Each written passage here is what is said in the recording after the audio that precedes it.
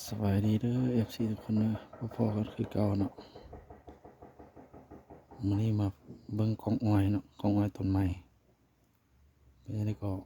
ลองติดตามกันไปเบิ่งว่ามีแต่ฮอกเขาบ่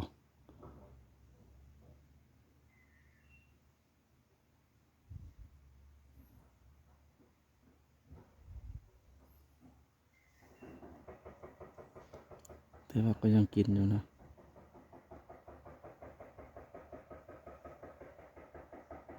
อาจจะมืดๆหน่อยหนึง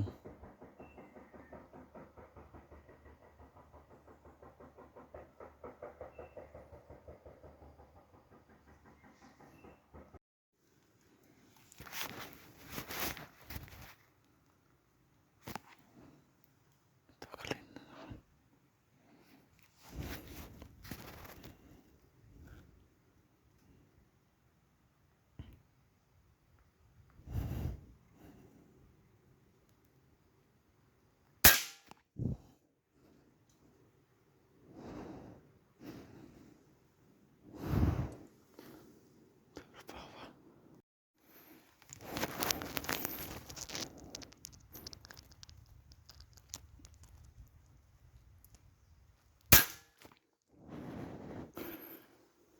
ร้อยทุกคนต้องออกนะเดี๋ยวจะเอาไปเอาก่อน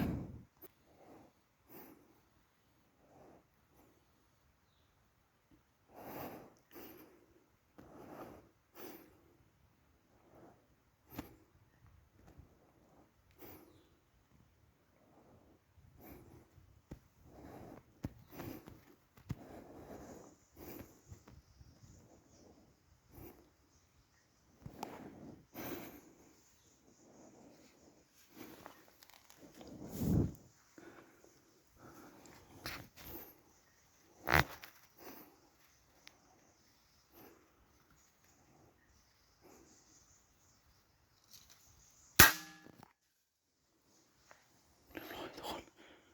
ต้องออกเอาเนาะสรุปผลงานมื้อนี้ถือว่ามานอยู่เนาะ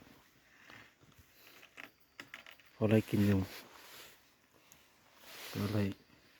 ก็เล่น2หอก2เนาะที่ว่าตะเล่นตัวสุดท้ายที่ว่าไปท้ายเนาะมันมามืดโพด นี่ก็ขอจบคลิปลงเพียงซ้ำนี้เนาะนี่ก็ฝากกดติดตาม กดไลค์ กดแชร์เพื่อเป็นกำลังใจเฮ็ดคลิปต่อๆไปเลยขอขอบใจ